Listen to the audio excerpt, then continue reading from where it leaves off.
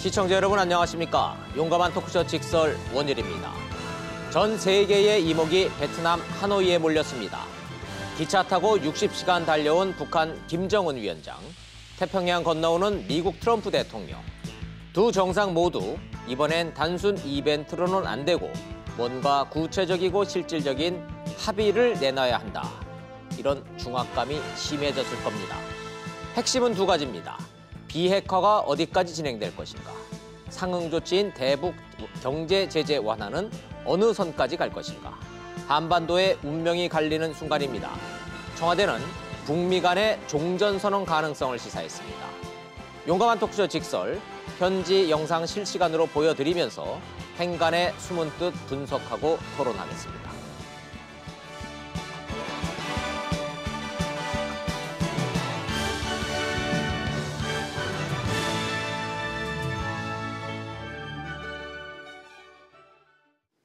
함께해 주실 전문가 세 분 소개하겠습니다. 임성준 전 청와대 외교안보 수석님, 이호령 한국국방연구원 연구위원님, 그리고 이인배 협력안보 연구원장님 세 분 나오셨습니다. 어서 들어오십시오. 안녕하십니까? 네, 안녕하세요. 제가 베트남 하노이에 있는 교민 얘기를 들어봤더니 지금 베트남 하노이는 물 반, 기자 반이랍니다. 전 세계에서 몰려든 기자가 그만큼 많다는 뜻입니다. 이제는 물보다 기자가 많다는 얘기가 나올 정도로. 자, 기자가 가는 곳에 기사가 나오는 법이라 아직 회담 시작도 전인데 별하별 얘기가 기사로 다 쏟아지고 있습니다. 이럴 때 핵심 의제와 본질이 흐려질 수가 있는데 회담의 핵심이 뭔지 정리한 영상 보시고 전문가들과 함께 토론 시작하겠습니다. 비건 김혁철 대표가 이끄는 의제협상팀은 어제까지 엿새째 만났습니다. 하노이에 온 이래 하루도 빠지지 않은 강행군입니다. 협상의 구체적인 내용은 확인되지 않고 있지만 협상장 주변 분위기만 놓고 보자면 나쁘지 않습니다. 미국 측 비건 대표의 엄지척에 부대표인 알렉스 웡도 취재진의 질문에 미소로 반응했습니다. 싱가포르 정상회담 전날까지 의제 협상을 했었다는 점에 비춰보면 북미 정상이 베트남에 도착하는 오늘까지도 밀고 당기기는 계속될 것으로 예상됩니다. 폼페이오 국무장관이 트럼프 대통령보다 하루 먼저 오는 만큼 김영철 부위원장과 고위급 담판이 열릴 가능성도 커졌습니다. 그 결과물이 될 하노이 정상선언문의 핵심은 영변 핵시설 관련 합의 내용입니다.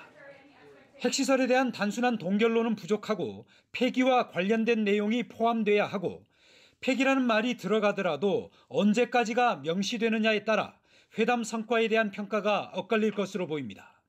영변과 동전의 양면인 미국의 상응 조치, 다시 말해 대북 제재 완화 여부와 수위도 관심입니다.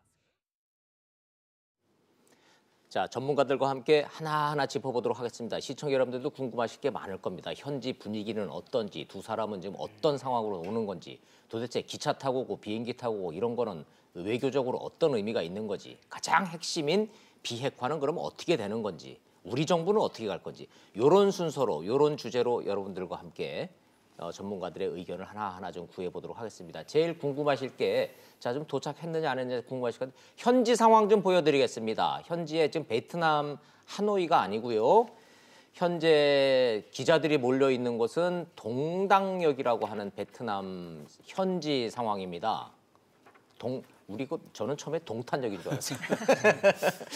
이름이 비슷해서 동당역이라는 곳인데, 이호령 박사님, 저희가 중국하고 베트남 접경 지역이죠.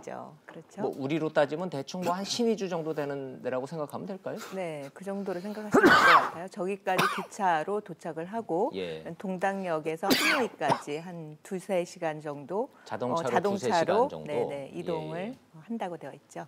예. 보이시죠? 물반 기자반이란 말 실감 나시죠? 저 정도로 많습니다. 외교안보 수석 지내셨으니까 임성준 대사님, 그 레드카펫 깔고 저렇게 그 접경 도시의 기차역에다가 레드카펫 깔고 지금 화면에 보이는 저런 거 이례적입니까? 아니면 외교적으로는 저게 있을 수 있는 일입니까? 네, 뭐 그 정상이 보통 이제 항공편을 이용해서 어느 나라에 공식 방문할 때 네. 이제 그 레드카펫을 활주로에 깔죠. 그러니까 활주로에 까는 건 여러 번 봤습니다만은 뭐 기차역도 깝니다. 기차역도 원래 깔긴 이제 깝니까? 기차 이동은 최근에는 흔하지 않기 때문에 그렇죠. 예. 뭐 이번에 그 조금 이례적이죠. 최근에 뭐 한 10년, 20년 이런 단위로 봤을 때도 기차역에다 레드카펫 가는 건 처음 보시죠? 저는 처음인 것 같은데. 네, 저도 기억이 잘 없습니다. 예, 뭐 항상 저희 공항에 저 내리는 거 그런 거 보도만 해봤지 기찻길도 참 오랜만에 보네요. 보기는. 예. 이인배 원장님은 지금 저 상황 어떻게 보고 계십니까? 4,500km 사실 60시간 이상 한 70시간을 달려온 거죠. 60시간 넘어요? 넘지요. 지금 상황으로 출발부터 보면 토요일 날 오후 5시에 출발한 거로 치면 예, 예. 지금에는 60시간이 넘지요. 그럼 2박 3일입니까? 3박 4일입니까? 거의 3박 4일 정도 되는 3박 거죠. 4일. 예. 아. 3일 지나서 새벽에 도착한 거. 그런데 시간을 보내면서 이제 베트남에 도착을 했습니다. 중간에 안 쉬었죠?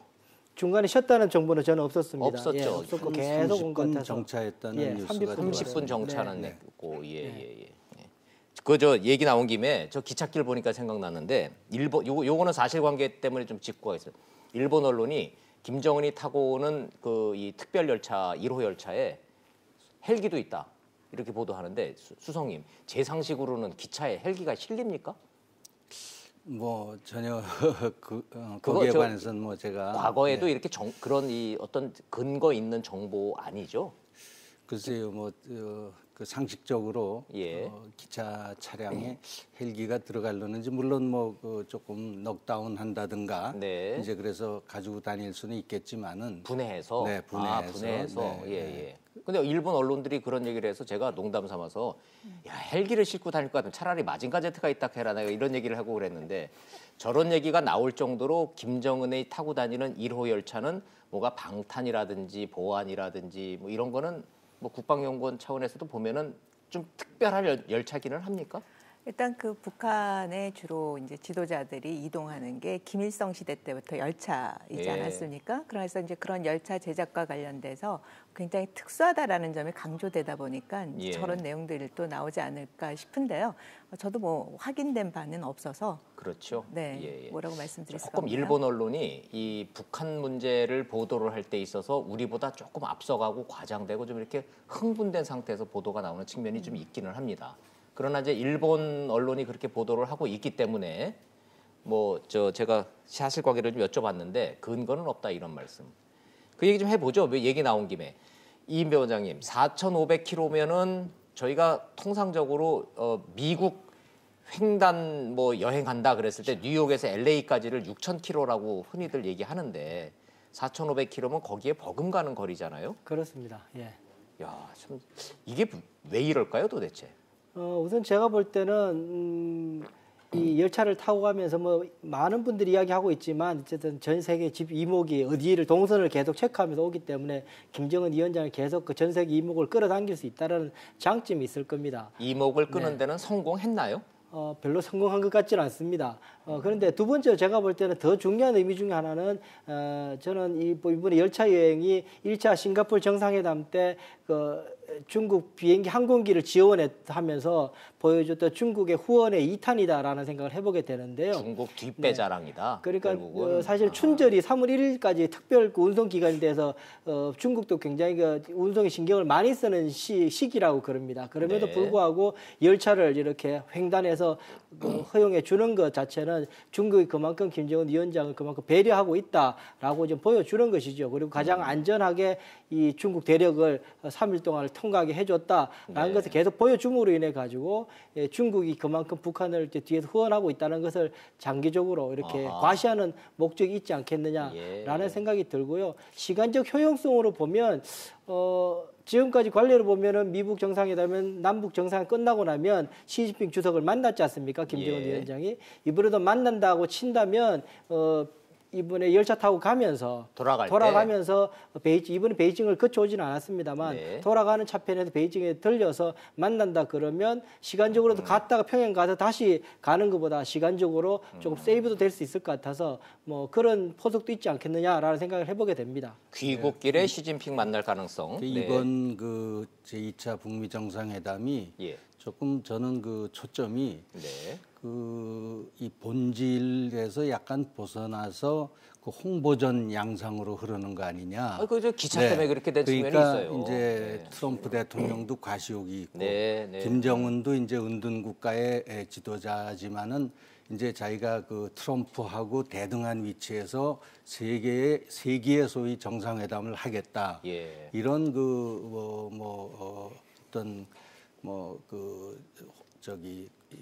자신감도 자신감도 있지만은 보여주고 어떤, 과시도 과시도 하고 예. 싶은 생각에서 열차를 이번에 이용한 거 아닌가 저는 그렇게 생각이 들고요. 네. 보통 정상회담을 할 때는 이제 어느 정상이든지 그 정상회담의 결과, 예. 그 내용 여기에 초점을 맞추기 때문에 그렇죠. 저렇게 아무래도 뭐 열차 타고 가면서 잔다고 하지만은 피곤하죠. 피곤한 거거든요. 예, 예. 북한의 뭐 1호 열차라고 하지만 시속이 70km밖에 안 나서 예. 그저 덜커덩거리면서 가면은 사람이 지칠 대로 지칠 텐데 네, 예. 그럼에도 불구하고 이번에 이러한 뭐 지금 세기에는 저런 것이 뭐 전혀 지금 열차를 이용해서 아주 근거리면 몰라도 예, 예. 이동하는 정상들이 없다고 보여질 때 상식선에서는 뭐 비정상적인 비정상적이긴 하지만 비상식적인 예. 방법을 동원한 거죠. 이것이 네. 또 북한이라는 나라의 특성,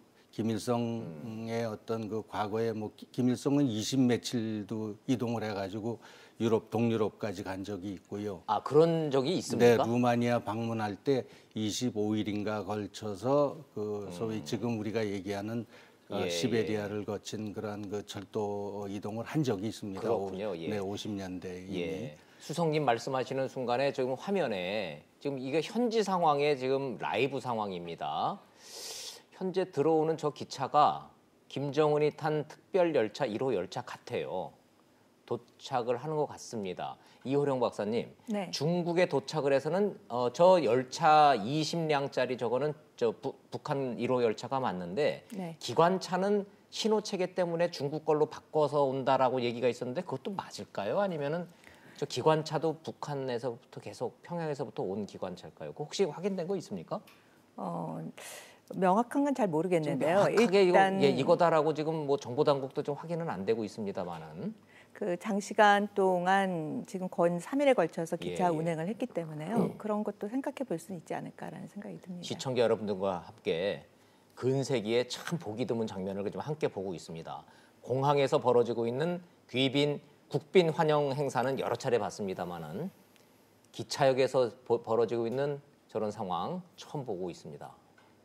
레드카펫 깔려 있고 저 도열에 있는 군인들은 베트남 의장되겠죠? 의장되죠. 지금 예. 보게 되면 지금 열차 선이 지금 선로가 지금 세 가닥으로 되어 있지 않습니까? 그러네요. 예, 지금 안쪽에 있는 게 협계고 바깥에 나 있는 게 표준계 둘 다 베트남을 쓰고 있습니다. 그러다 보니까 중국에서 지금 베트남 안쪽까지 표준계 쓰고 있는 중국에서부터 순조롭게 들어올 수 있는 게 저렇게 둘 다 쓰기 때문에 가능한데요. 아하. 네. 중국에서 저렇게 표준계를 지원해 줬다고 그럽니다. 예, 예. 미국과 전쟁 때 베트남과 항미 전쟁 때 지원해 주면서 물자 지원 차원에서 중국에 저렇게 표준계도 같이 깔아줘서 지금 같이 쓰고 있다고 그럽니다. 그러니까 지금 그 열차로 들어올 수 있는 거죠, 저까지. 폭이 다른 이 철도를 동시에 깔았기 때문에 평양에서부터 중국 거쳐서 베트남까지가 열차 이동이 가능했다. 가능했습니다. 아, 네. 그렇군요. 예, 예. 그런 얘기. 지금 현장에서는 베트남 국민들이 국기를 들고 환영 인사를 좀 나오는 것 같고요. 우리 교민들도 베트남에 계시는 교민들이 상당히 많이들 가 있대요, 저기에. 예, 그래서 지금 누가 베트남 국민이고 누가 한국 국민인지 구별은 잘 안 갑니다만은 외빈들 나와 있고 또 현지 주민들 많이 나와 있습니다. 화면은 들어오는데 이 현장 음이 잘 안 들어와서 마치 무성 영화를 보는 것 같기는 합니다. 예. 조금 이제 기차 소리가 이제 들리는 것 같기는 한데요. 수석님, 근데 그 북한의 1호 열차는 왜 이렇게 길어요? 저게 뭐 그냥 한 두어 칸이면 될 것 같은데 석탄 실은 것처럼 엄청 길대요. 뭐 아무래도 그 김정은 일행이 지금 많이 타고 있고 예, 또 예. 거기에 뭐 관련한 뭐 여러 가지 물자 뭐 그다음에 뭐 조금 일부 보도도 나왔습니다만은 변기까지 가지고 다닌다는 거 아닙니까? 변기까지 다 그러니까 뭐 실어야 할 게 뭐 많을 무기도 싣고 겁니다. 다니고. 네, 그래서 일부 경호 병력도 많이 좀 있을 거고요. 예, 네, 예. 그래서 아무래도 저런 그 긴 열차가 필요할 것으로 생각이 됩니다. 청와대 외교안보 수석 지내셨으니까 제가 좀 궁금해서 여쭤보는데 우리 청와대에서는 1호 열차 저런 식으로 뜨고 그럼 위성 자료들 받아서 저게 몇 량이고 김정은이 어디 타고 있고 이런 거 추정하고 이런 분석들 다 우리 정보당국은 하고 있다고 보는 게 맞겠죠? 네, 뭐 직접적으로 제가 거기에 관여한 바는 없기 때문에 예. 그렇지만 뭐 지금 저 김정은 열차에 대해서는 미국 뭐 그다음에 서방 국가 뭐 중국 우리 정부도 뭐 우리 충분한 정부도 직접 할런지는 모르겠습니다만 예. 우리 다 한미 간의 동맹 차원에서 정보 공유가 많이 되니까 네 아마 그래서 주목을 받을 겁니다. 아마 그렇죠. 김정은도 그걸 노리고 예. 이번에 전 세계에 나를 봐라 하는 그런 과시욕에서 이번에 열차 저렇게 여행을 하는 거 아닌가 싶습니다. 과시한다는 차원에서만 놓고 봤을 때는 김정은이 이번에 저 열차 외교는 그래도 나름대로 소기의 성과는 얻었다고 보시나요? 뭐 주목을 글쎄요 어떤 성과를 바라는지는 모르겠습니다만은 이제 전 세계의 어떤 그 소위 언론의 상업적인 어떤 그런 이해를 좀 이렇게 이제 그걸 이제 받아준 거죠. 네, 그래서 아마 이 정상회담이 끝나고 나서도 관련된 뉴스들이 많이 나올 겁니다. 아마. 네. 네. 보통 저희 시간으로 오전 9시면은 동당역에 도착을 해서 차량으로 갈아타고 2~3시간에 걸쳐서 하노이로 이동할 거다 이렇게 알려져 있었는데 예정보다 시간은 점점 늦어지는 것 같습니다. 이효령 박사님. 네네. 지금도 뭐 저 기차 도착했는데도 안 내리고 한참 뜬들이네요.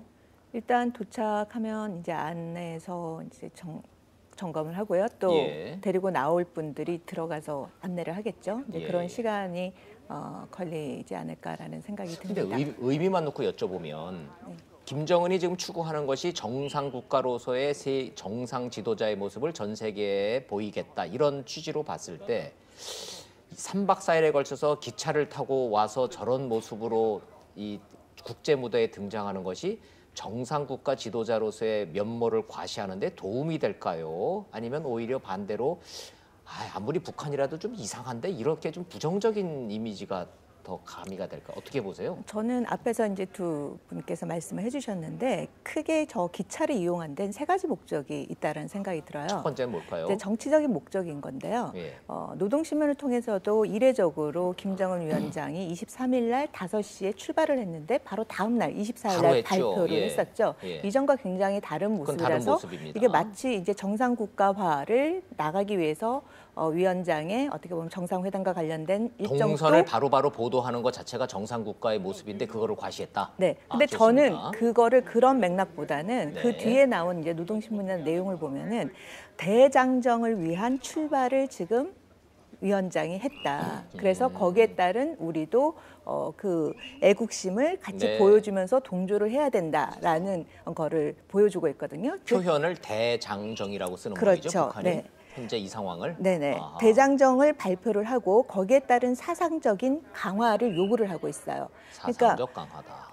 도착 지점까지 북매단까지 건 3박 4일의 일정을 네. 북한 내부적으로는 어떻게 보면은 사상적인 통합을 강조하는 그러한 시간으로 사용이 되고 네. 있다라는 점에서도 우리가 좀 주목해 볼 필요가 있고요. 예. 그다음에 또 하나가 이제 경제적인 측면으로서의 상징성을 갖고 있다라고도 볼 수가 있어요. 어떤 경제적 상징성이 있을까요? 기차 타고 오는 저는 것이? 이걸 보면서 어떤 지도자가 떠올랐냐면요.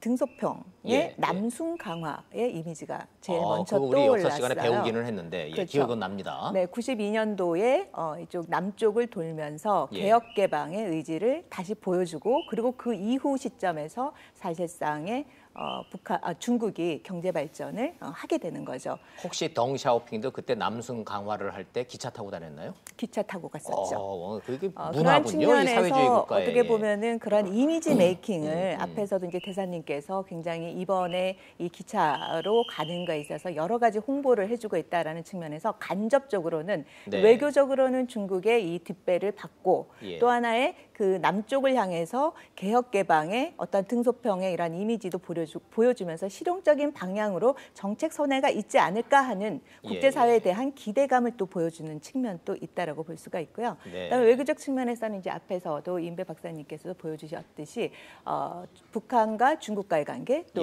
북한과 베트남의 관계를 보여주는 어떻게 보면 상징적인 조치가 아니었나라는 생각이 듭니다.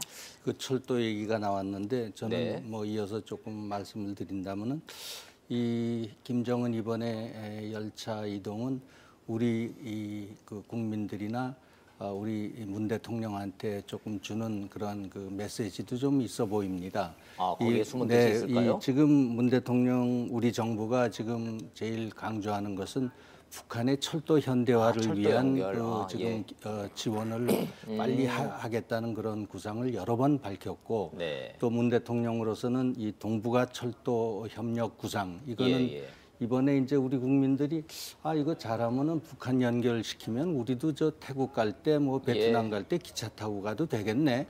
이런 그 생각이 이제 들게 할 겁니다. 그래서 빨리 북한의 철도 현대화에 이번에 좀 남쪽이 도와달라. 이렇게 하면은 동남아뿐 아니라 김여정이 나오네요. 네, 저기 뭐 유럽도 갈 수 있다. 이런 그 메시지도 있는 것 같아요. 수석님이 말씀해 주시는 순간에 김여정 나왔고요. 뒤에 김창선이죠. 네. 예, 저 집사라고 우리 흔히 언론에서 말하는 김여정 부부장과 함께 집사였던 김창선 부장이 나왔다가 들어갔습니다. 먼저 좀 레드카펫 확인한 것 같아요. 네. 이제 곧 김정은 위원장 모습이 보일 것 같습니다. 전 세계 언론이 이거를 좀 카메라를 저기다 대고 지금 30분 넘게 지금 대기를 좀 하고 있습니다. 예.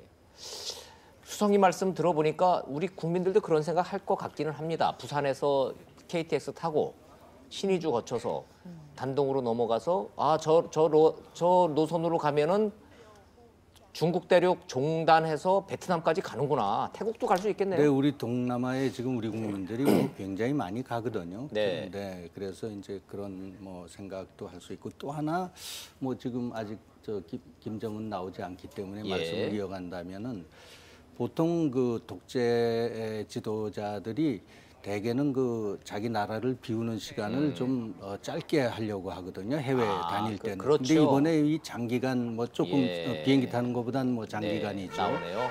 그 어떤 권력을 장악했다는 그 자신감도 있는 것 같아요. 그러게요. 네. 지금 걸음걸이 특유의 걸음걸이로 나오네요. 영접을 나온 사람들은 베트남. 베트남 이제 동당시에 있는 뭐 시장이나 동단 시장이라든지 베트남 고위 외교부 관계자들 이런 거겠죠. 예. 뭔가 좀 통역을 중간에서 하려고 뛰어나온 것 같은데, 근데 달라졌어요. 저 뒤에 사진 찍는 거 보세요. 핸드폰으로. 꽃다발을 받고 있습니다. 김정은 위원장 헤어스타일도 좀 다듬고 나온 것 같습니다.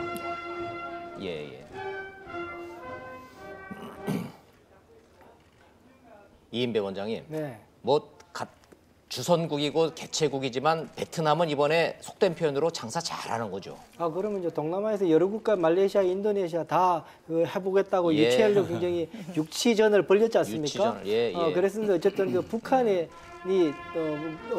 미국도 마찬가지지만 어쨌든 베트남 하노이를 택해서 앞으로 상당히 이익이 많이 벌 겁니다. 싱가포르 같은 경우에도 그때 순이익만 당장 그때 며칠 동안만 해도 6천만 불 이상의 뭐 홍보 효과가 있었고 뭐 관광객이 금방 뭐 몇 프로씩 오를 그런 호황을 누렸으니까요.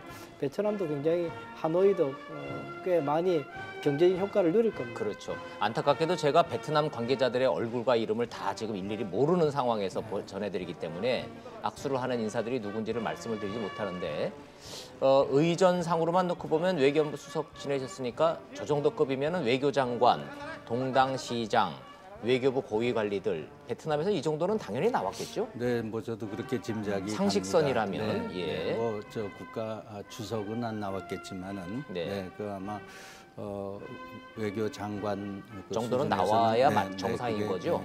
저희가 얼굴과 이름을 잘 이게 매치가 안 돼서 베트남 분들이기 때문에 베트남도 사회주의 국가라서 아마 당대당 관계를 중시해서 아마 외무부 인사뿐만 아니라 당에서 나와서 네, 이제 네. 국제부에서 나와서 아마 의전을 했을 가능성이 높습니다. 그러네요. 예예. 아유 뭐 좀 혼란스러운 과정도 좀 있기는 있네요. 네.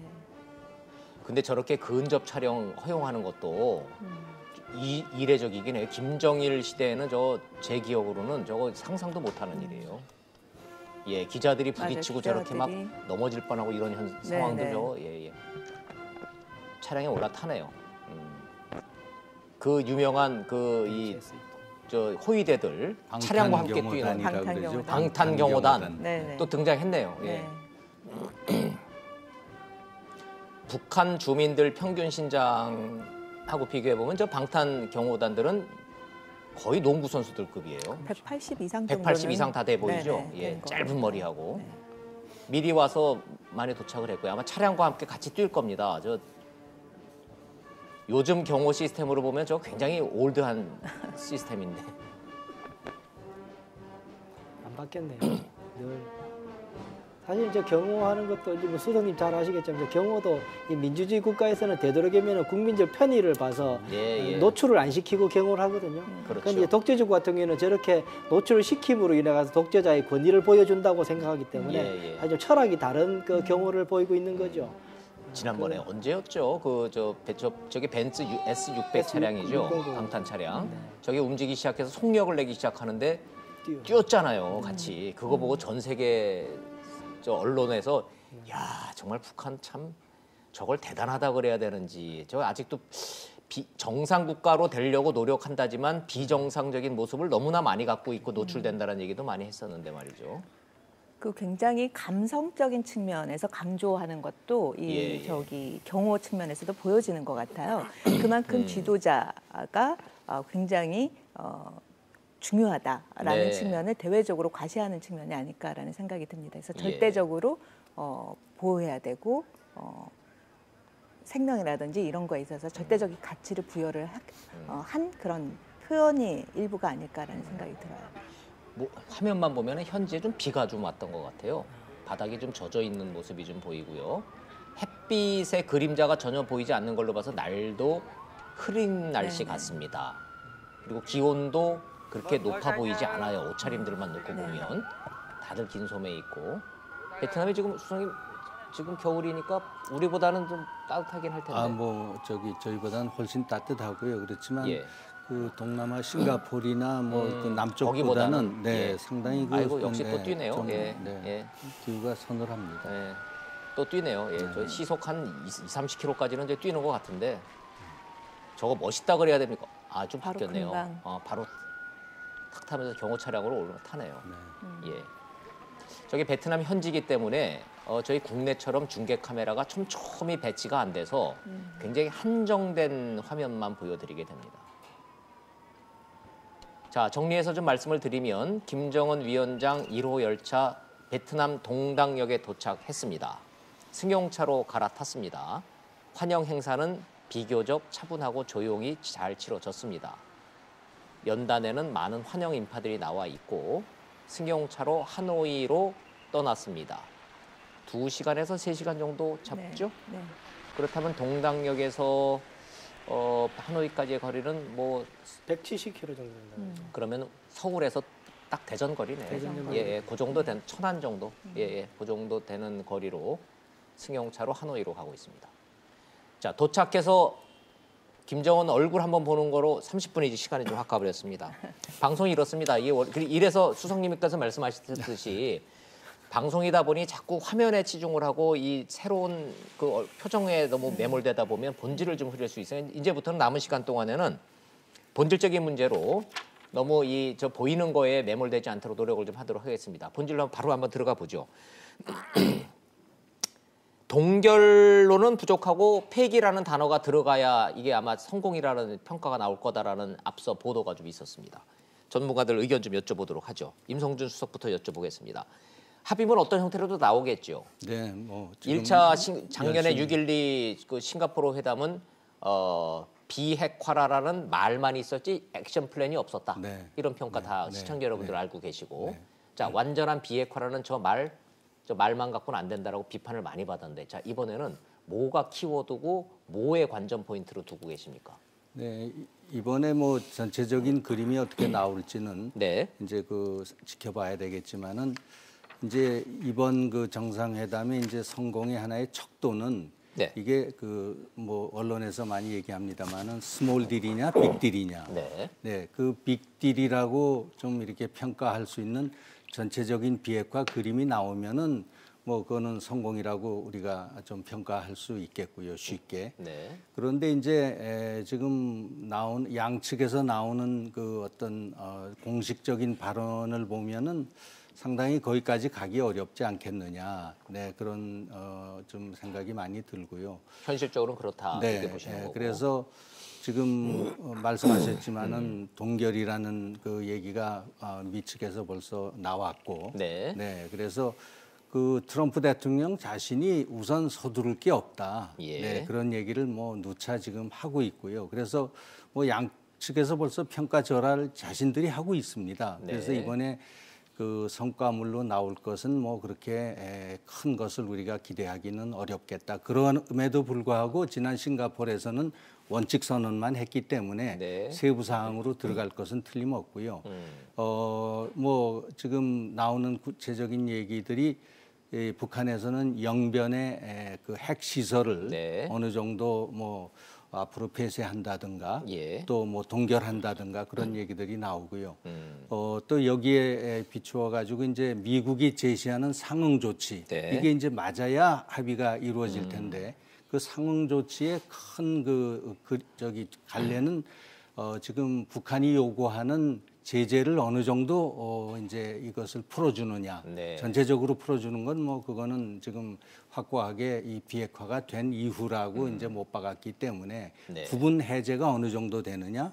혹은 다른 축은 지금 종전 선언입니다. 이거는 네. 이제 북한의 그 이제 안전 보장을 네, 네. 뭐 이렇게 확보해주는 그런 그 이제 축이기도 하고요. 그래서 이 두 축 중에 어느 쪽에 이제 그 좀 포커스가 지금 모아지느냐 네. 이걸 조금 눈여겨 봐야 될 것 같습니다. 좋습니다. 시청자 여러분들의 이해를 돕기 위해서 수석님 말씀을 제가 정리를 해드리면 북한이 내놓을 카드 영변 플러스 알파가 과연 무엇으로 명기되느냐 부분, 여기에 상응되는 미국이 내놓는 카드 어디까지 경제 제재 풀어줄 거냐의 문제, 이 두 가지와 완전히 결이 다른 북미 간에 한다라는 이 종전 선언, 요 세 축으로 지켜봐야 된다, 이런 말씀. 그렇습니다. 이렇게 이해를 하겠습니다. 이호령 박사님, 네. 하나하나 좀 가보죠. 먼저 북한이 내놓을 카드, 네. 비안드 영변 플러스 알파, 비안드가 뭡니까 구체적으로?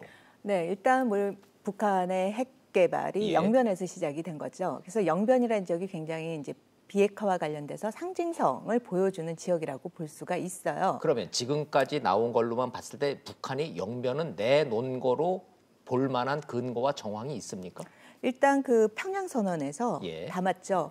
북미 관계가 잘 되면 영변 핵시설까지 네. 영구적으로 폐기를 하겠다라고 했는데 그렇다면 북한의 핵 능력이 네. 영변 핵시설 앞에서도 말씀하신 그 벗어나는 그 영역에서는 그 수준이 어느 정도일까라는 예. 부분이 중요한 거죠. 근데 영변에 갖고 있는 북한의 핵 능력이 뭐 대체로 보면은 한 30에서 40% 정도라고 본다면 나머지 50에서 60%에 대한 이야기는 없는 거죠. 아하. 그러면 실질적으로 영변 핵시설에 대한 폐기를 카드로 내놨다 하고 거기에 합의를 했다고 할지라도 아직 반 이상에 해당되는 북한의 핵 문제가 논의가 되고 있지 않기 때문에 네. 거기에 대해서도 이제 그 나오는 것들이 영변 핵시설 폐기만 갖고는 안 된다. 예. 그러면 나머지 부분에 대한 것을 어떻게 할 것이냐. 그러면 여기에 대한 그것도 아주 큰 포괄적인 합의를 해서 그 부분도 점차적으로 할 것이다 하고 뭐 거기에 대한 실무 그룹을 형성을 한다라든지 네. 이런 내용이 나와야 앞에서 이제 대사님께서 말씀하신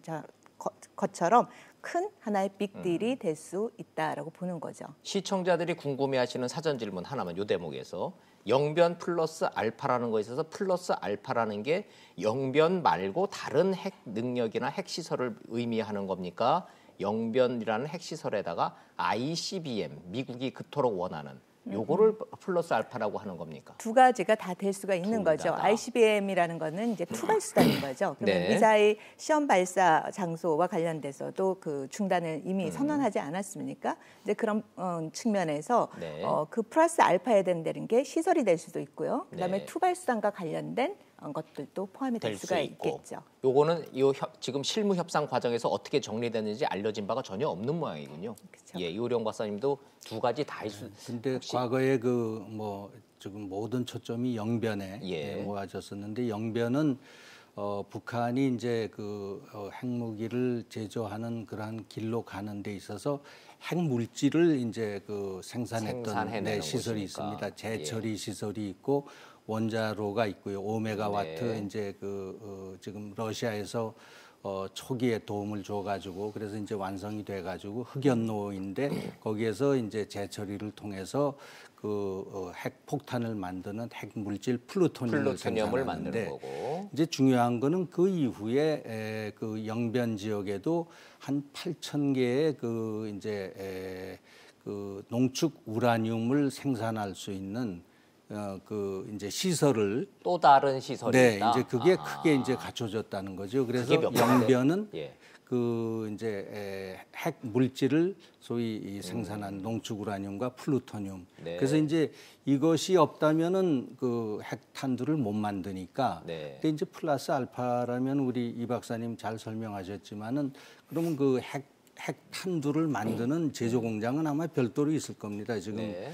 아직 구체적으로 밝혀진 데는 없지만은 그래서 이제 그런 곳까지 폐쇄하고 이제 가는 것이 알파인지 혹은 이미 생산한 ICBM과 일부 핵폭탄을 이제 동결해서 예. 사용을 이제 안 하겠다고 뭐 그 신년사에서 김정은이 밝혔거든요. 네. 이제 그런 것인지 뭐 그것은 좀 이제 두고 봐야 되지 아직은 나오지 않고 여기에서 제일 중요한 거는 네. 이번에 그 북한이 전체적인 그 리스트 좀 네. 신고하고 검증하겠다는 그러한 그 하나의 대외 약속을 할 수 있느냐 이제 이것이 상당히 관전 포인트입니다. 이른바 수석님- 사찰 리스트 말씀하시는군요. 네, 저는 그렇죠. 그렇죠. 저 말씀이 핵시설. 대단히 중요하다고 생각을 하는데요. 네. 지금 사실은 우리가 착각하고 있는 것 중에 하나가 동결 이야기를 하고 있는데 네. 이미 제가 한 달 전에 이 자리에 나와서 이야기했던 것이 지금 북한 김정은은 지금 패를 바꾸고 있다. 지금 칩을 바꾸고 있다. 예전에 원래 과거 핵을 어떻게 포기시킬까에 그렇죠. 대한 협상이었는데 지난 1년 동안 협상 과정을 가져오면서 한게 뭐냐면 미래 핵으로 완전히 전치시켜서 미래 핵을 그걸 스톱시킬 테니 미국 뭐 내 나라 쪽으로 완전히 이 협상 카드를 바꿨다라고 제가 말씀드려서 대단히 위험하다고 말씀을 드렸지 않습니까? 네. 근데 첫 번째로 동결을 한다고 했을 때 동결을 했는지 안 했는지 알 수 있는 방법이 없습니다. 어디에서 무슨 일을 하고 있는지를 모르는데 어떻게 그걸 스톱했다고 이야기할 수 있는 겁니까? 네. 그렇기 때문에 그렇기 위해서라도 수석님 말씀하신 것처럼 신고가 먼저 돼야 되는 상황이죠. 두 예. 번째 동결된다 그래도 지금 여러 정보 기관에서 나오는 게 20개에서 60개 핵 탄두를 지금 보유하고 있다 그러지 않습니까? 예. 20개에서 60개 같으면은 보복 능력까지 가지고 있는 핵 무력을 가지고 있다고 볼 수 네. 있는 부분입니다. 그것을 아무것도 해체하지 않은 상황에서 여전히 동결만 한다라는 것이 대한민국 안보에 또한 미국의 안보에 어떠한 그 유익이 되는지에 대해서는 우리가 조금 다시 한 번 더 좀 냉정하게 생각해 보고 이 핵 담판을 좀 지켜볼 필요가 있다 생각이 듭니다. 시청자 여러분들의 이해를 돕기 위해서 논란의 여지가 없는 부분부터 좀 가려내면서 제가 단답형으로 세 분한테 여쭙고 갈게요. 현재 북미 2차 정상회담 이제 곧 열리는데 북한이 만들어서 숨겨놨다라고 지금 알려져 있는 기정사실화되어 있고 북한이 우리 핵이 있다라고 말하고 있는 60개가 됐든 100개가 됐든 뭔지 말은 기존에 만들어놓은 핵무기 이른바 과거 핵 이거는 협상 대상 아니죠. 현 상황에서.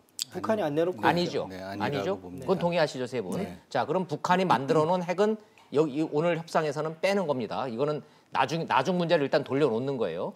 자, 영변 핵시설 동결이 될지 폐기가 될지 표현이 어떻게 될지는 모르겠지만 어찌 됐든 김정은이 자, 만들어 놓은 건 빼고 앞으로 내가 더 안 할게. 그냥 중단할게. 더 이상 만들지 않을게라고 하는 의사 표시는 맞습니까?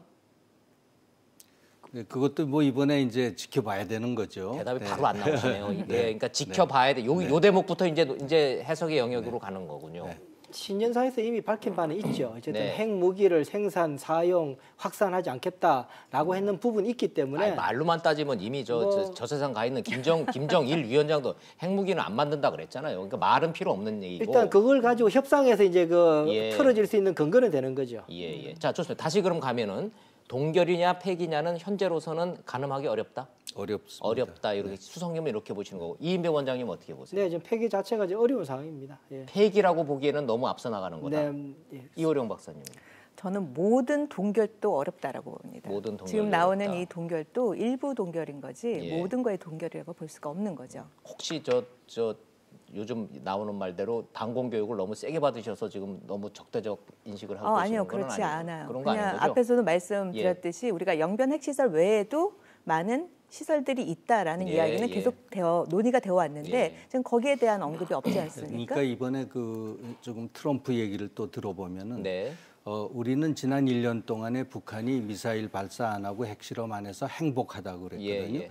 그러니까 이제 뭐 그게 벌써 이번 그 회담의 결과물을 북한에게 이렇게 해달라고 얘기한 거나 마찬가지입니다. 예, 이제 맞습니다. 그것만 안 하면 우리는 그냥 괜찮다. 그러니까 너무 그 얕은 단계의 어떤 동결이라도 동결이고요. 네. 그러니까 참 어떤 높은 단계의 그 합의에 가기에는 뭐 미국이 가드를 이미 다 내렸습니다. 네. 이게 지금 네, 하나 또 우리가 또 주목해야 될 점이 방금 그 트럼프 대통령이 말한 대목이에요. 핵실험하지 않고 미사일 추가 발사 실험하지 않아서 행복했다라고 내 했는데 덕분에 모라토리엄과 동결도 엄청난 차이가 있어요. 실험 유예 모라토리움과 보여지는 프리즈, 거, 그렇죠. 동결은 차이가 있죠. 엄청난 차이가 있는 거죠. 동결을 했다라고 하면 반드시 사찰팀이 들어가서 정말 동결을 했는지 그 딱지를 붙이고 하지 않는다라는 게 보여져야 된다라는 거죠. 네. 반드시 가서 사찰팀이 방문까지 이어져야 그걸 동결이라고 보는 거죠. 예. 자, 시청자 여러분들 전문가들 의견을 들어보시면 아시겠지만 핵이라는 게요. 구체적으로 들어가서 정말로 전문가들한테 물어보면 생각보다 저희 일반인들이 생각하는 것보다 100배, 1000배 복잡하고 어렵습니다. 이게 말이 쉬워서 동결이고 뭐 유예고 뭐 안 한다 그러니까 이게 말이 필요 없는 거라는 말씀. 어찌 됐든 북한이 어떤 카드를 내놓을 건지에 대해서 이러한 애매모호한 상황으로 김정은이 도착했다까지만 북한의 카드 저 분석해보고 이번엔 미국의 카드로 한번 좀 가보죠. 시간 관계상. 자, 미국이 내놓을 수 있는 거 어디까지라고 보세요? 단도직입적으로. 네, 지금 저는 뭐 하여튼 매일 그 워싱턴에서 좀 보내주는 정보를 보고 있는데 미국의 그 전문가들의 뭐 대체적인 지금 기대 수준은 매우 낮은 상황이지만은 그럼에도 불구하고 북한이 제시하는 어떤 그 뭐 영변의 뭐 그 활동 중지라든가 낮은 단계의 동결이 뭐 이런 것에 대해서 상응 조치를 뭘 해야 될 것이냐 하고 논란이 좀 많은 것 같습니다. 여전히. 네, 일부는 제재를 푸는 것이 더 쉽지가 않기 때문에 또 제재를 두면 실질적인 북한의 이익이 되니까 별로 내주는 거 없는 종전선언 해버리자. 종전선언이 쉽다. 이런 논의가 있는가 하면은 또 종전선언을 잘못하면은 주한미군의 철수 문제로 또 이게 이어지고 또 여러 가지 지금 북한이 요구하고 있는 한미 연합 훈련 중지 또 핵 전력 자산 반입 중지 이런 거에 또 북한한테 지금 발목을 잡힐 수 있다 해가지고 이제 이 양측의 논란이 많이 지금 벌어지고 있습니다. 워싱턴에서 전문가 그룹 사이에서 아직도 그 문제가 정리가 안 된 모양이죠. 정리가 안 됐죠. 자, 북한이 뭐 영변 어찌 됐든 낮은 단계든 높은 단계든 중간 단계든 영변을 내놓는다 그러면 돈으로 이걸 보상을 해주자, 경제 제재로 완화를 해주자가 아니라 돈 드는 건 빼고 돈 드는 건 한국 정부가 한다 하니 우리는 그냥 돈 안 드는 종전선언을 해주자 아니다 그러면 안 된다 이렇게 논란이 벌어지고 있다는 말씀. 그런 논란들이 뭐 정부 내에서까지 이제 있는지 모르겠습니다만은 뭐 미국 워싱턴에 띵크탱크가 많으니까 그렇죠. 한반도 이런 북한 핵 전문가들 사이에 그런 논란들이 지금 많이 있습니다. 그런데 이제 우리 정부 지난번에 문 대통령과 트럼프 대통령 통화하면서 우리 정부 입장은 그 북한의 어떤 그 비핵화를 추동하기 위해서는 네. 약간의 제재를 풀어줘서 이렇게 지금 끌고 가야 되니까 제재 완화 쪽에 상당히 우리 정부는 지금 기대를 하고 있어요. 우리 그래야 정부의, 그렇죠. 남북 간의 명확하죠. 경협이 이제 네, 시작될 수 있고 이제 더 나아가서는 개성공단 재개라든가 금강산 관광 문제, 지금 아까 우리가 얘기했던 철도 협력 문제 이런 것들이 다 연계돼 있어서 우리 정부는 내심 이제 그쪽을 좀 기대하고 아마 트럼프 쪽에다 요청을 많이 한 것 같아요. 네. 그런데 이제 미국에서는 그거보다는 뭐 쉽게 종전선언하고 앞으로 평화협정 가는 다자 그 어떤 협상 체제를 발족시키면은 그것도 하나의 상응 조치 아니냐 할 텐데 지금 북한 측도 아마 제재 쪽으로 좀 희망을 하는 것 같아요. 완화 쪽으로. 아하, 북한은 오히려 종전선언보다는 돈 들어오는 경제 제재 완화를 구체적으로 요구를 하고 있다라고 보시는군요. 네, 당연하죠. 자, 그러면 북한이 그토록 수십 년 동안 예고했었던 관계 정상화해달라. 불가침 우리가 공격받지 않는다라고 하는 두려움에서 벗어나게 해달라고 했을 때 현실적으로 그러면 뭐 니들이 살라미 작자로 나오면 우리도 살라미로 갈게. 당장 안 되니까 연락사무소 해줄게. 이거 가능합니까? 안 뭐 합니까? 그거는 저는 가능하다고 봅니다. 그러시죠. 연락사무소 이번에 합의 보고 근데 그 언제 개설하는가는 이제 또 다른 문제거든요. 근데 과거에도 예. 그 이미 합의가 봤었죠. 1994년 제네바 합의 때도 예, 예. 연락사무소 개설하는 걸로 됐는데 그러면 새로운 건 아니에요. 이거 새로운 거 연락사무소 아니죠. 하겠다고 합의 이미 30년 전에 네, 그때는 예, 예. 그 국무부의 한국과장 하던 리차드슨이라고 있었는데 이분이 맞습니다. 그 예, 연락사무소 기억납니다. 소장으로 지명을 받고 준비 중이었어요. 그럼에도 예, 불구하고 이제 기억납니다. 그게 예. 네, 그 이행이 안 됐고 그때 북한에서는 미국의 그 연락사무소 인원들이 들어오는 거를 좀 상당히 내심 경계하고 예. 오히려 이러다가 이게 자기들이 발목 잡히는 거 아니냐 이런 쪽으로 좀 의구심을 많이 가졌습니다. 그래서 예. 뭐 여러 가지 다른 이유로 인해서 그게 실현이 안 됐습니다만은 이번에 연락사무소 개설 합의 가능하다고 봅니다. 가능하다고 보시는군요. 자, 북한의 카드에 대해 대응하는 미국의 이른바 상응 조치, 트럼프가 어떤 카드를 들고 오냐 얘기하고 있습니다. 자, 구체적으로 연락사무소 개설 합의 가능할 것 같다. 동의하세요? 네, 저는 그 부분이 미국이 줄 수 있는 카드 중에 가장 쉽게 줄 수 있는 있는 거다. 카드가 아닐까라는 생각이 들어요. 뭐 앞에서도 말씀하셨듯이 북한은 일단 대북 제재를 풀어주라는 게 지금 가장 제 1순위인 거죠. 어느 선까지 갈까요, 트럼프가? 트럼프 입장에서는 사실상 경제 제재를 풀어주기에는 굉장히 어렵겠죠. 그런데 이제 뭐 만약 한다면 북한이 대놓고 한 부분이 지금 금강산 관광 재개랑 개성공단 재개를 이야기했는데 둘 다 돈이 들어가는 거죠. 예. 근데 그 관광이라는 부분은 조금 제재의 성격에서 벗어나기 때문에 네. 그 부분을 어떻게 만약 한다면 기술적으로 많은 노력이 들어가서 그 부분은 좀 될 가능성도 있지 않을까라는 생각이 드는데요. 문재인 대통령이 사전에 좀 곤란하실 것 테니까 금강산 관광 재개와 개성공단 재개는 우리한테 떠넘기쇼. 우리가 다 부담하겠습니다라고 문재인 대통령이 명시적이고 공개적으로 트럼프 대통령한테 딱 던지지 않았습니까? 근데 그 부분과 관련돼서도 우리 역시 또 국제사회의 또 멤버고요. 또 유엔의 대북 제재에 같이 동참을 하고 있기 때문에 실질적으로 그 부분을 어떻게 기술적으로 풀어나갈 수 있는지에 대한 것을 충분히 국제적인 규범이라든지 합의 사항을 그 틀 안에서 그 방법을 찾아야 되는 거지. 우리가 이 국내 문제로 해결을 하겠습니다. 한반도 내의 당사자 문제를 해결하겠습니다. 이건 굉장히 원래 그 대북 제재라는 그 본질에서 좀 벗어나는 문제라고 볼 수가 좋습니다. 있겠죠. 그래서 현실 관광은 조금 우리가 정리할 필요가 있는데 네. 제재 대상이 아닙니다. 관광은 할 수가 있습니다. 근데 이제 관광을 하면은 공짜로 할 수는 없으니까 돈이 들어갈 거 아니에요. 이제 그게 문제고요. 그 그다음에 부분이 돈이 지금 제가 문제다. 얼마 전에 그 현대 관계자하고 한번 얘기를 나눈 적이 있는데 지금 금강산 관광 재개할 준비하고 있느냐 했더니 그 관광 자체는 뭐 할 수가 있지만은 거기에 필요한 이제 그 뭐 에너지라든가 또 그다음에 시설이 지금 과거 방치돼 가지고 그걸 재개하려면은 물자 반입이 돼야 되는데 전기가 이것이 들어가야 이제 이것이 이해가 이제, 됐어요. 네, 예. 이것이 관광 금지죠. 자체 재개는 전혀 문제가 네, 지금 아닌데. 중국인들 관광하고 있어요. 예, 평양통에서 예. 들어와가지고 일부는. 예. 네. 그런데 이제 전기가 들어가야 되고 기름이 들어가야 되고 또 그렇죠. 입장료조로 또 입장료 현금 돈이 달러 들어가야 받을 거 되는 아닙니까? 거죠. 이제 이런 게 문제다라는 네, 말씀. 벌크 캐시가 못 들어갑니다. 일단 제 생각은 이랬습니다. 지난번에 트럼프 대통령이 무슨 말을 하느냐 하면은 일단은 제재는 계속 하겠다. 네. 그러면서 정상회담은 또 있을 수도 있다. 이 말을 같이 붙여서 이야기를 한 적이 그 있었습니다. 얘기는 며칠 전에. 경제 제재 완화를 화끈하게 안 해줄 거다라는. 그 이야기는 무슨 말이냐면은 경제 제재를 털어지고 있으면 언제든지 김정은 위원장을 협상 테이블로 끌어올 수 있다라고 믿기 때문이라고 저는 봅니다. 그렇다면은 경제 제재를 푸는 순간 트럼프 대통령은 김정은을 만날 수 있는 레버리지를 상실하게 될 겁니다. 네. 그렇기 때문에 트럼프 대통령이 끝까지 경제 제재에 대한 그 레버리지를 가지고 김정은 위원장을 이번에 안 되면 그 다음에 또 한 발 나가더라도 천천히 예, 가더라도 예. 노 러시 그러자면 빨리 예, 가지 않겠다 예. 그랬지 않습니까? 그럴지라도 한 발 나가더라도 제재를 털어주고 있으면 또 불러서 또 이야기하고 또 이야기해도 한 발음을 나갈 수 있다라고 트럼프 대통령이 믿고 있기 때문에 경제 제재는 쉽게 풀지 않을 겁니다. 그런 반면에 그렇다고 상응 조치는 해야 되니까 쉽게 할 수 있는 것들이 이제 정치적 조치들이죠.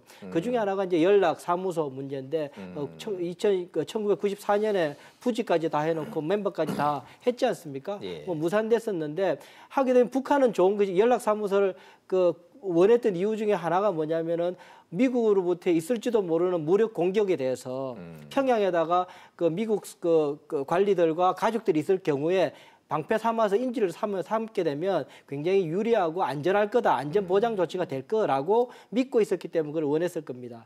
반면에 그럼에도 불구하고 불편한 부분이 뭐냐면은 물론 일정 지역 평양 그때는 이제 신포까지 포함되어 있었지만 그 일정 지역만 이 외교관들이 다닐 수가 있게 되거든요. 그렇긴 하지만 그 속에서 이 공개적이든 비공개적이든 북한 관리들과 북한 주민들을 만나게 될 겁니다. 그렇다면 평양에 북한의 심장부에서 여러 가지 북한 군력 내부의 사정들 아니면 핵 프로그램에 대한 전략들 여러 가지들을 정보를 체득할 수 있는 기회를 갖게 됩니다. 그것 때문에 그 당시에도 북한 군부에서 반대를 해서 안 됐던 것이 그런 것이 있을 수 있어서 저는 역으로 미국이 이번에 충분히 줄 수 있는 카드 중 하나가 연락사무소인데 네. 그렇다면 연락사무소 차도 줘도 된다라고 생각하는 부분인데요. 다시 정리하면 정치적으로는 몇 가지 줄 수 있는 종전선언을 위한 선언, 예. 종전선언 이번에는 못 할 겁니다. 이러한 조치가 되면은 종전선언 해주겠다라는 말까지는 들어갈 수 있을 거라고 생각이 드는데요. 네. 그 정도 선에서의 정치적인 조치들 할 수 있지만은 경제적 조치는 굉장히 어렵겠다. 인도적 지원 정도가 아마 최대치 아닐까라고 생각을 해봅니다. 북한이 내놓는 비핵화가 이게 진정한 비핵화인가를 의심하지 않을 수가 없을 정도로 예상을 하시면서 동시에 미국이 내놓는 이 제재 완화도 이거 가지고 이게 무슨 제재 완화냐 소리 나올 정도로 양측의 기싸움이 여전히 정리가 안 됐다라는 전문가들의 분석 공통적으로 나오고 있습니다. 자, 근데 얘기 나온 김에 시간은 다 되고 제가 마음이 좀 급합니다. 종전선언 할 거라고 청와대 대변인이 얘기했지 않습니까? 청와대 대변인이 북미 간에 어떤 형태로든지 종전선언 가능하고 할 것 같고 해도 우리는 좋다라고 얘기를 할 정도면 북미 간의 종전선언은 이번에 나온다고 봐야 되는 거 아닐까요? 글쎄요, 저도 좀 놀랐습니다. 네. 얘기가 미 측에서 나온 것도 아니고 북한 측에서 나온 것도 아니고 네. 우리 청와대에서 네. 대변인이 상당히 이목을 끌만한 그러한 주목을 끌만한 발언을 했습니다. 예, 대단히 중요한 그래서 얘기인데. 어느 정도 한미 간에 그런 부분에 있어서 좀 협의가 진전이 됐고 그 정도 우리 측의 또 의견도 왜 그런가 하면 지난해만 해도 종전선언은 3자 또는 4자를 그렇죠. 생각을 예. 했습니다. 그러다가 이제 미국이 하면 또 우리가 빠지고 또 그다음에 중국도 이제 빠지기 때문에 그런 만약 하게 된다면은 괜찮겠느냐 하는 거를 우리 정부 또 중국 정부에 미국이 타진한 거 아닌가 저는 이렇게 보여집니다만은 그 종전 선언 자체가 그게 앞으로 우리 이 박사 얘기대로 큰 건 아니기 때문에 우리 정부로서도 그렇다면 이자 해도 좋다 이런 정도의 의견을 아마 보낸 거 아닌가 그렇게 생각이 듭니다. 외교적으로요. 네. 종전 선언을 말 그대로 선언을 하는 거하고 종전 선언이라는 거에 서명을 하는 거하고는 개념이 다른 거지요. 조금 다를 수 있지만은 이거는 정치적인 것이기 때문에 선언이기 그래서 때문에. 뭐 양자간에 뭐 그 문서에 들어가면은 또 서명하면은 그게 문서 합의도 되니까 네. 네, 그 종전선언 자체는 뭐 어떤 형식으로 나올런지 모르겠습니다만은 네. 네, 그 효과는 같다고 봅니다. 우리 정부는 무방하다, 환영한다. 네. 둘이 해도 네. 이거는 저 입장을 잘 정리가 된 정리한 것 겁니까? 같아요. 아, 네. 정리가 된 것 같다. 이거 옳다 그르다의 문제가 아니라 문재인 정부는 북미 사이에 종전선언 선언하는 거 합의해서 선언하는 거 우리는 시비 걸지 않겠다. 네, 근데 정리는 됐다. 조금 의아스러운 건 중국 정부에서 아무 얘기가 없어요. 보통 그건 그 어떻게 해석하세요? 질문 우리 저 중국 외교부는 매일 그 브리핑을 그러니까요. 하는데 예. 그때 기자들이 물어보지도 않은 것 같고 그러고 그 보니까 중국 중국이 정부, 조용하네요. 네, 입장이 좀 안 나왔는데 네. 뭐 중국도 굳이 반대할 이유는 없지 않을까 그렇게 보여집니다. 예, 시청자 여러분들이 이건 좀 궁금해하실 것 같아서 한 턴만 좀 더 돌겠습니다. 이호령 박사님. 네. 종전선언이라는 거 뭐 복잡하게 막 법적인 외교적인 거 이런 거 빼고 국민들 생각하기에 이제 그만 싸우자죠. 그렇죠. 예, 이제 예. 전쟁이 전쟁하지 말자. 종료됐다라는 종료됐다잖아요. 걸 예, 선언하는 종료됐다라는 얘기고 문재인 대통령과 김정은 위원장은 세 번에 걸친 이 정상회담을 통해서 우리 이제 앞으로 싸우지 않자라고 사실상 종전선언 했다라고 믿어도 됩니까? 그렇죠. 평양 선언에 대해서 예. 북한도 그렇고 우리도 그렇고 사실상의 종전선언이다. 종전선언이다라고 설명을 했었죠. 좋습니다. 그렇다면 이번에 베트남 하노이에서 김정은 트럼프가 만나서 종전선언 한다 그러면 이제 미국과 북한도 더 이상 싸우지 않겠다라는 약속으로 받아들이면 된다. 사실상의 이제 삼자 간의 종전 선언을 한 간접적인 효과를 간접 효과다. 나타낼 수가 있고요. 더 이제 포인트는 앞에서도 왜 중국은 조용히 있냐라고 이제 말씀을 주셨는데요. 사실상 평화 협정으로 가기 위한 다자 협의가 예. 더 중요한 거죠. 아, 이제 종전 예, 선언을 하고 나서 바로 그 다음으로 이어지는 부분이 어떻게 될 것인가. 예. 이제 여기에 대한 관심이 중국이 보다 높지 않을까라는 생각이 그 듭니다. 트럼프 대통령은 여기에 상당히 좀 매력이 있다고 봐요.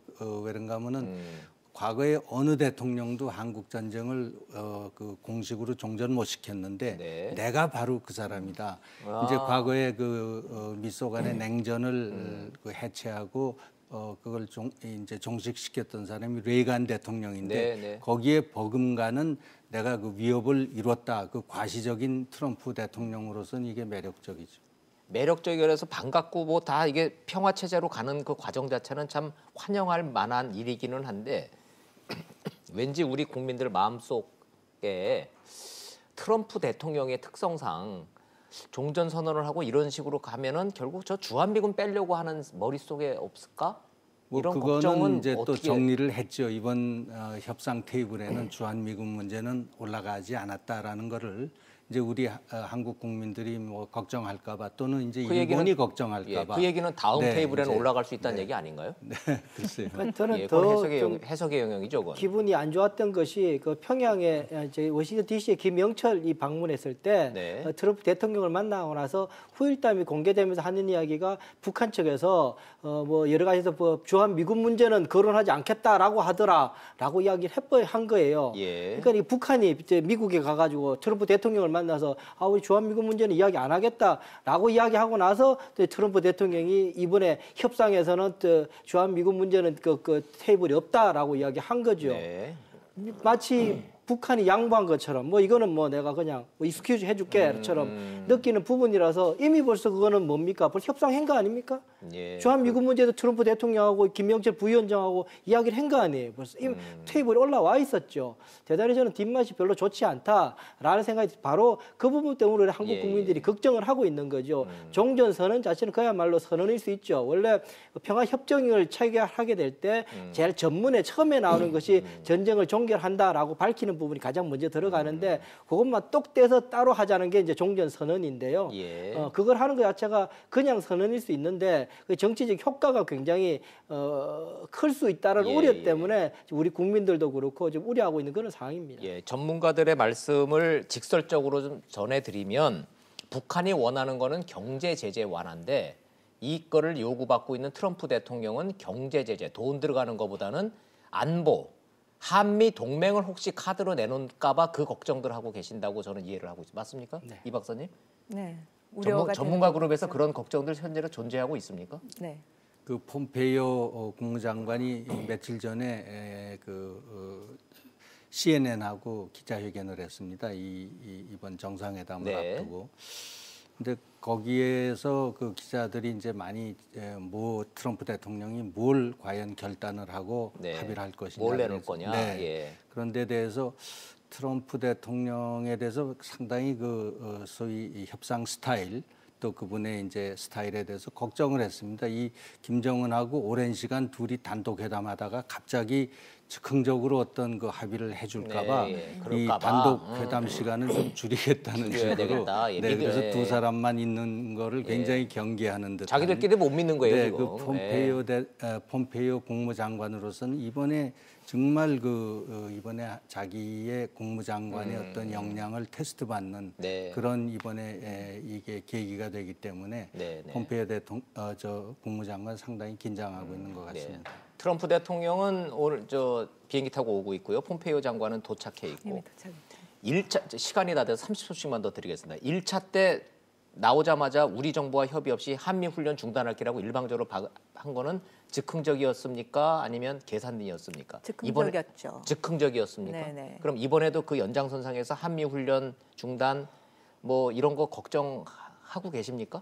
전 개인적으로 약간 우려는 하고 우려하고 있습니다. 계신다. 네. 예. 이 원장님 어떠세요? 규모 축소가 조금 걱정이 되는 부분이 있습니다. 지금 뭐 완전 철수하는 거는 굉장히 어려운 부분이 있는데 시간이 걸리고 하지만 규모 축소 부분은 대통령으로서 일단 2만 3천 명 내까지는 갈 수 있는 부분이라서요. 그 부분 거를 획기적으로 그래도 한 5천 명 정도를 줄일 수 있거든요. 굉장히 치명적일 수 있는 부분이라서 그런 카드를 내놓을까 봐 좀 걱정되는 부분이 있죠. 설마요. 예. 저렇게 뭐 과거 핵이 저렇게 존재하고 있는 상황에서 설마 그렇게까지 가겠습니까만은 트럼프 대통령의 성향상 즉흥적으로 그런 걸 줘버릴까 봐 걱정한다라는 전문가들 얘기까지 정리하고 용감한 토크쇼 직설 앞으로 내일 모레 계속해서 베트남 하노이 상황 두 정상이 어떤 카드를 주고받아서 어떤 합의안을 도출해내는지 자세히 전달해드리고 분석하는 시간 계속 갖도록 하겠습니다. 오늘은 여기까지 정리하겠습니다. 임성준 수석님, 이호령 박사님, 이인배 원장님 감사합니다. 잘 들었습니다. 수고하셨습니다. 감사합니다.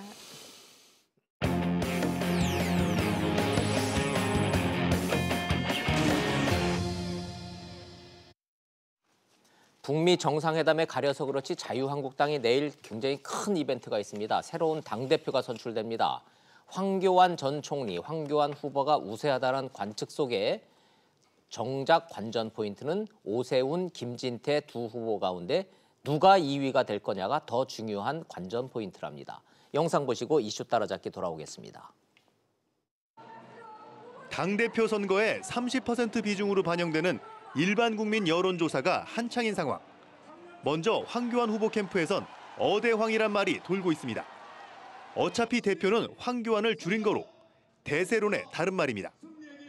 황 후보 측은 앞서 한국당 지지층만 대상으로 한 여론조사에서 압도적 승리가 점쳐졌는데 민심도 당심 따라갈 거라고 기대하고 있습니다. 반면 오세훈 전 시장은 침묵하고 있던 합리적 보수층, 이른바 샤이오 결집에 기대를 걸고 있습니다. 한 조사에서 지지정당을 떠난 전체 응답자 조사에선 자신이 1위를 한 만큼 중도 표심까지 얻으면 역전도 가능하다는 겁니다. 지지율을 20% 이상 정도의 규모가 된다고 저는 기대하고 있습니다. 김진태 후보 캠프의 키워드는 이른바 태극기 부대 결집입니다. 대략 투표율을 환산해 보면 20% 정도의 영향, 최소한 그분들이 그거는 미칠 거라고.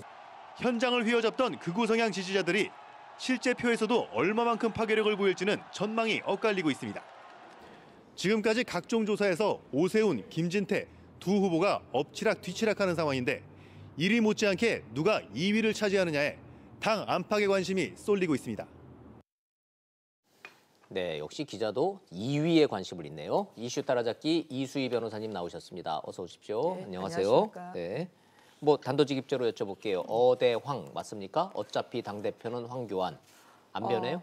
분위기는 좀 그런 것 분위기는 같습니다. 그래요? 예, 예. 외려 그러니까 1, 2위 싸움보다는 이것도 오세훈 후보 입장에서는 상당히 좀 곤혹스러울 텐데. 고롱스럽죠. 예. 그러니까 우리가 느낌만 갖고 얘기하면 안 되니까 저희 예. 여론조사 최근 거를 띄워드릴 그래요. 테니까 예. 그거 좀 설명을 좀 드리도록 할게요. 여론조사 결과를 가지고 이수희 변호사가 그냥 객관적이고 중립적인 입장에서 현재 판세만 좀 시청자 여러분한테 설명을 좀 해주세요.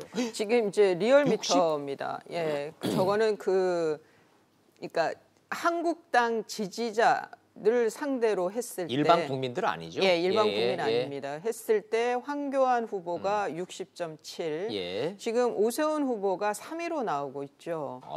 리얼미터 여론조사에서는 오세훈 꼴찌네요. 예, 지금 뭐 무응답층도 있습니다만은 네. 만일 저런 결과가 그대로 나온다라고 했을 때 네. 후폭풍이 만만치 않을 거다. 자, 좋습니다. 그럼 뭐 2위 얘기는 잠시 뒤에 하고 예. 1등이 황교안 후보가 될 거다라는 데는 뭐 여론조사상 뭐 이렇게 숫자는 다 오르락내리락 하지만 뒤집어질 건 한 번도 여론조사 나온 적이 없으면 예, 한국당 지지자 쪽에서는 뒤집어진 적이 그럼 없습니다. 어대황이 여론조사상으로는 맞다는 얘기네요. 예, 그런 것 같아요. 부인할 수 없는 현실이네요. 예. 그런데 일반 전체 국민을 대상으로 하면은 호감도는 오세훈이 오히려 앞선다며요. 지금 한국갤럽 저것이 지금 이제 전체 국민들 대상으로 했을 때 지금 그 오세훈 후보가 41%. 네. 예. 지금 김진태 후보는 일반 여론조사나 당 지지율이랑 별 차이가 없어요. 그러니까 고정 지지층이 있는 거죠. 딱 그냥 정해져 있군요. 예. 그래 그러니까 지금 당심과 민심이 괴리가 너무 심하다. 그래서 전당대회의 후폭풍 그리고 또 하나는 이제 차기 내년에 있는 총선에서 예, 황교안 후보가 만일 당 대표로 당선이 됐을 때 총선을 어떻게 끌어가야 되느냐 숙제가 남아 있다라는 평이 나옵니다. 자, 황교안 후보가 여론조사상으로 보면 대세다. 이거는 부인할 수 없다. 그러나 성향으로만 놓고 보면 당이 우경화될 우려도 또 부인할 수 없는 현상이다. 예. 자, 아마 그 대세론이 나오다 보니까 지금 전체적으로 이제 투표율, 전당대회 투표율이 지금 그 모바일 투표가 있고 또 이제 지역마다 직접 가서 찍는 투표가 있거든요. 그렇죠. 그게 끝났는데 주말로 네. 다 합했을 때 한 24% 정도가 되는 거예요. 사전 투표가. 지난번 전당대회하고 비교해 보면 높은 거예요, 낮은 거예요? 어정쩡한 건데요. 그러니까 네. 지금 24%인데 내일 있는 전대가 8,000명 정도 됩니다. 대의원이. 네. 그걸 다 합하면은 한 25.7% 정도 그 투표율인데 이게 2014년에 김무성 대표와 서총원 대표가 박빙승부를 할 때 네. 그때는 30%가 넘었습니다. 맞아요. 투표율이 예. 30.5. 그리고 2017년 그 조기 대선을 앞두고 했던 전대에서 홍준표 대표가 당선됐던 그 전대가 25.2%였습니다. 그러니까 지금 뭐 다 합했을 때 한 27% 내외, 그냥 내일 8,000명 대의원이 다 네. 투표한다고 했을 때 27% 내외인데요. 이렇다라고 하면은 지금 이거는 그 2016년 그 지방 선거 참패 네. 그리고 비대위 체제 그 이후에 내년 총선을 앞둔 그러니까 그 당의 공천권을 갖고 있는 새로운 지도부가 들어서는 것에도 불구하고 27% 내외의 투표율을 갖고 있다는 거는 이거는 흥행에 성공한 거는 아니라고 봐야겠죠. 흥행에 성공한 게 아니라고 이수희 변호사님 저 한국당 당적 갖고 계시죠? 저는 당원은 아니에요. 당원은 아니고 한국당 비대위원으로 일하고 계시죠. 그러니까 한국당에 대해서 뭐 애정도 갖고 있고 애증 관계를 갖고 계실 테니까 아쉬움이 더 큽니다. 요즘. 제가 좀 미리 말씀드리는 이유가 똑바로 말씀해 주시면은 컨벤션 효과다. 이건 역풍 불었다. 사전 투표율이 24%밖에 안 됐다라는 얘기는 흥행에 실패했다. 이렇게 제가 말하면은 너무 과도한 거예요? 지금까지 투표율이 높지를 않았어요. 원래 투표율 자체가. 원래 그 전당대회가 투표율이 높지는 않은데 대의원들은 이제 이 전대에 모이는 전당대회 때 모이는 투표율은 높은데 그 외에는 이제 자발적인 당원들의 책임 당원들의 투표가 있어야 되기 때문에 좋아요. 뭐 30% 넘기가 쉽지는 않거든요. 좋습니다. 그럼 뭐 이제 내일 전당대회 열리는 거니까 이런 상황에서 이제 치르게 되는데 우리 요 시나리오만 하나만 시청자 여러분한테 설명을 좀 해드리죠. 2등을 오세훈이 할 경우, 2등을 김진태가 할 경우 한번 가정을 해서 자, 오세훈이 만약에 2등도 못했어요. 이런 상황에서 일부 여론조사처럼 어떤 일이 벌어질까요? 그러면 이제 앞으로 그 당 지도부가 어디를 보고 그 좌표라고 해야 되나요? 나아갈 방향을 어디로 둘 것이냐에 상당히 고민스러워지는 거죠. 오세훈 후보 자체가 대권 주자로서 입지가 어쩌고 개인의 문제는 나중 치더라도 한국당 자체가 이른바 개혁 보수, 중도 보수 목소리를 확 잃어버릴 수 있다 이렇게 보시는 거예요? 저는 그럴 가능성이 있다는 거죠. 힘을 받기가. 예, 그게 상당히 우려스럽다. 좋아요. 그리고 외부에서 봤을 때도 자유한국당을 중도까지 외연을 넓힐 수 있는 네. 그래서 중도층이 봤을 때 우리의 그 요구도 들어줄 수 있는 당으로 볼 거냐. 예. 저는 그러니까 중도층에 있는 무당층, 중도층에 있는 그 유권자들이 자유한국당에 대해서 신뢰를 보낼 수 있겠느냐. 그 부분이 상당히 우려스러운 겁니다. 예. 하긴 뭐 시청자 여러분들도 이해는 하시긴 할 거예요. 오세훈이 꼴등을 한다는 얘기는 김진태가 2등 한다는 얘기잖아요. 예, 그렇죠. 그러면 범친박계인 황교안 대표와 극우 친박계에 똘똘 뭉친 콘크리트 지지를 받고 있는 김진태 후보가 합치면은 1, 2위를 75% 다 해버리면 한국당은 뭐 그쪽으로 확 쏠려 오른쪽으로 쏠린다는 얘기니까. 뭐 그러니까 외부에서 보는 시선이 더 중요하다. 개혁 중도 보수를 주창하고 있는 오세훈 후보는 설 땅이 없네. 본인이 뭐 아무리 얘기를 해봐야 뭐 당원들이 싫다는데 방법 없잖아요. 근데 이제 문제는 이 지금 자유한국당의 경우에 바른미래당을 그러니까 그때가 바른당이었죠. 한번 해봤죠. 예. 나가봤잖아요. 탄핵 국면 때 나가봤죠. 근데 축구 배고프잖아요. 실익이 없었어요. 큰 홍도 얻지를 못했고. 그래서 다시 들어왔는데 그 당의 그 집에 보니까 이거는 문간방살이도 지금 안 되는 거죠. 맞아요. 15%가 되면. 나갈 수도 없고 들어와서 문간방도 참 아니고 뭐 이러면은 마당에서 소송되는 수밖에 없는 건데. 국회의원들은 본인들의 뭐 직업에 대한 고민, 뭐 일에 대한 고민을 하면 되지만 유권자들이 힘든 거예요. 그렇죠. 유권자들이 뭐 보수가 좀 재건될래나 해서 지지율 좀 올라갔는데 뭐 5.18 망언하고 뭐 이거 치르면서 뭐 박근혜 탄핵 어쩌고저쩌고 하면서 그냥 한 방에 다 까먹었잖아요.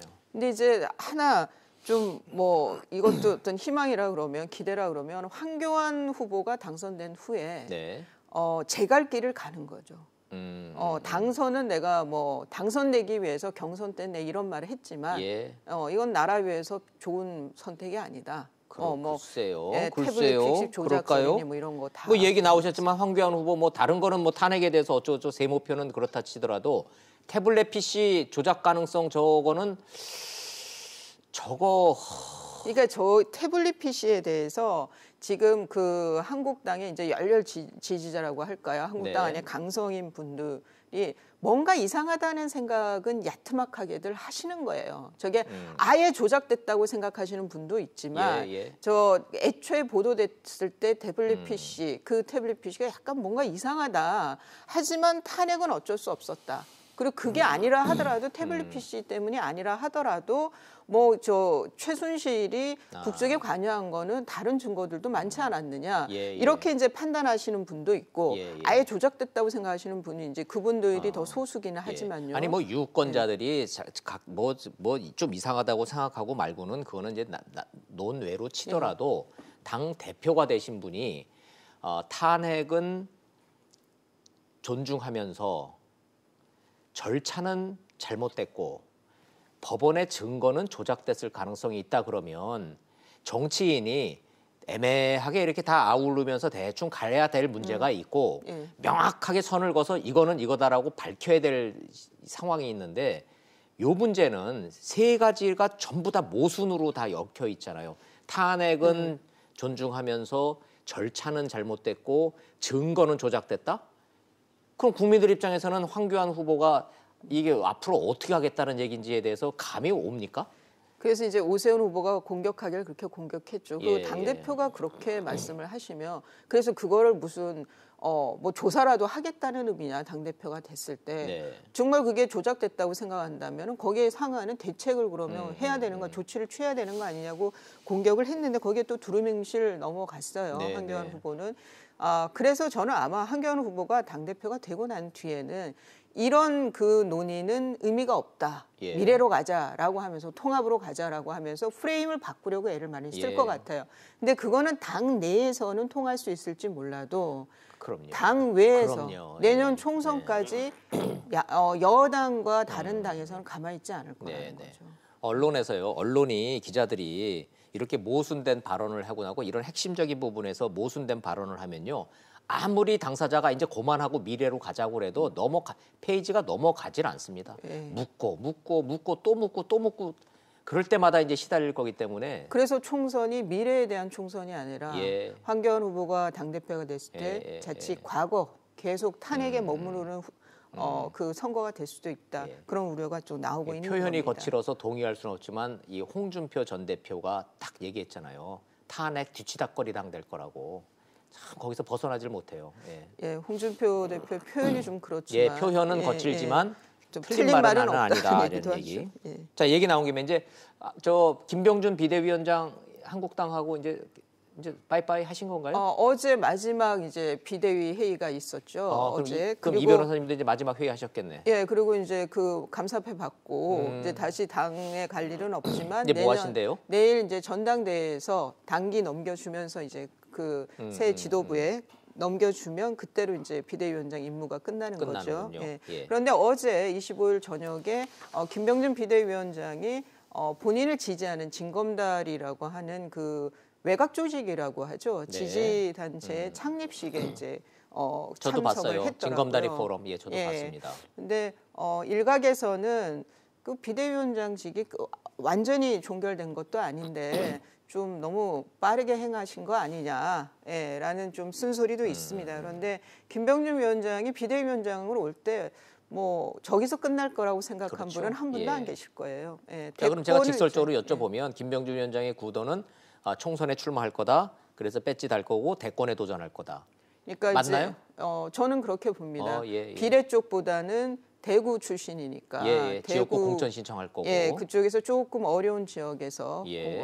공천 신청을 할 거고 뭐 무난히 공천장 받을 거고요. 그리고 나서 그 후에 행보로 가지 않겠나 싶습니다. 모르죠. 예, 당 지도부가 어떻게 될지 그거에 대해서는 현재로서는 알 수 없지만 김병준 위원장도 정치를 접으신 건 아니다. 이거는 분명하다고 말씀드려도 되겠죠? 예. 예, 계속 갈 거다. 총선, 대선, 김병준 카드 계속 살아있는 카드다. 이렇게 좀 아시면 될 것 같습니다.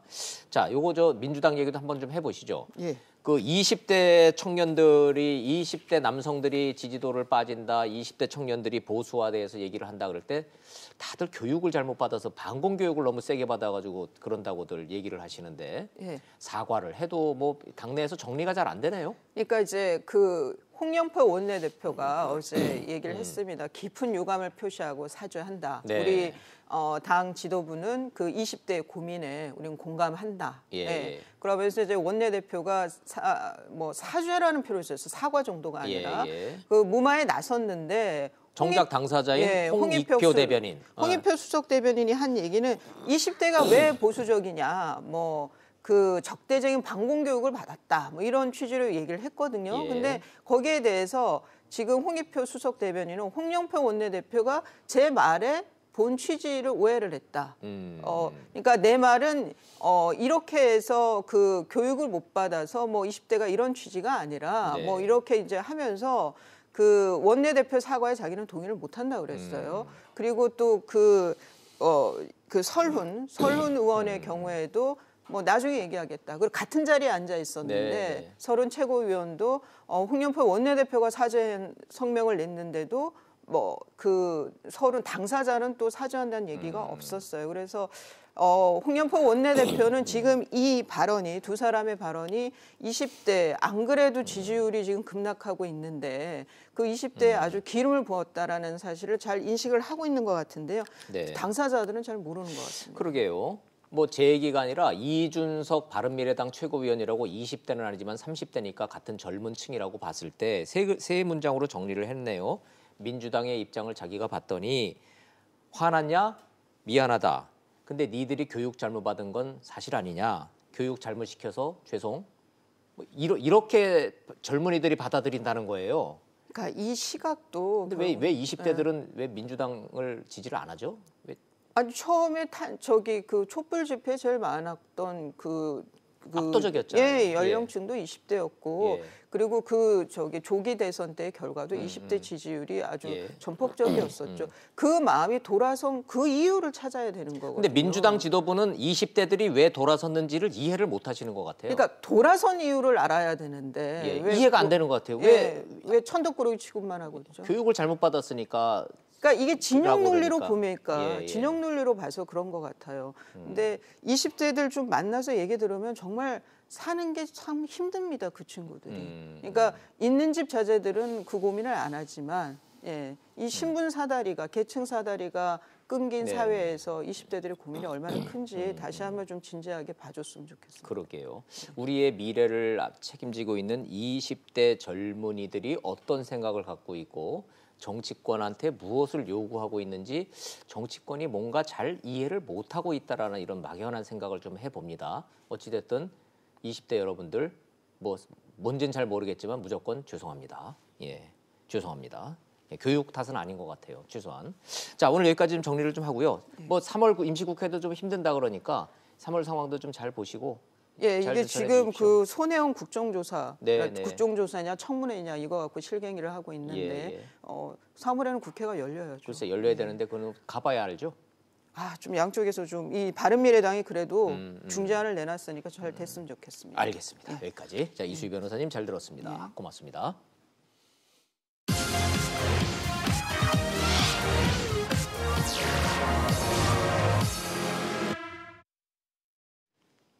트럼프와 김정은처럼 이벤트와 리얼리티 쇼를 잘 활용하는 정상이 있나 싶습니다.